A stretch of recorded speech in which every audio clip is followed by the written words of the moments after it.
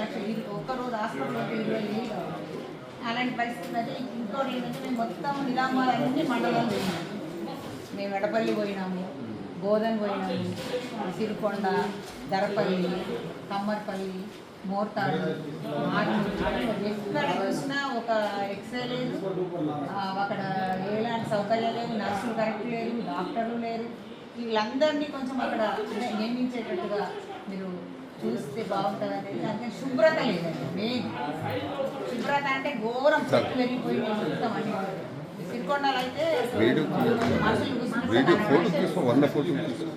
ఇలాంటివన్నీ కొంచెం ప్రభుత్వ హాస్పిటల్ని బలోపేతం చేయాలి మరియు ప్రైవేట్ హాస్పిటల్ దోపిడీని అరికట్టాలని ఈరోజు డిఎంహెచ్ఓ గారికి వినతి పత్రం ఇవ్వడం జరిగింది. అందులో భాగంగా ప్రభుత్వ హాస్పిటల్లో ఘోరంగా ఉన్నాయి, సౌకర్యాలు సరిగ్గా లేక చాలా ఇబ్బందులు పడుతున్నారు ప్రజలు.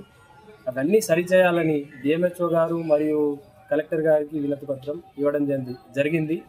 ఇవన్నీ సరిచేయకపోతే ఇంకా బలోపేతంగా చేస్తామని రెండు సంఘాలుగా POW, POL డిమాండ్ చేస్తున్నాం.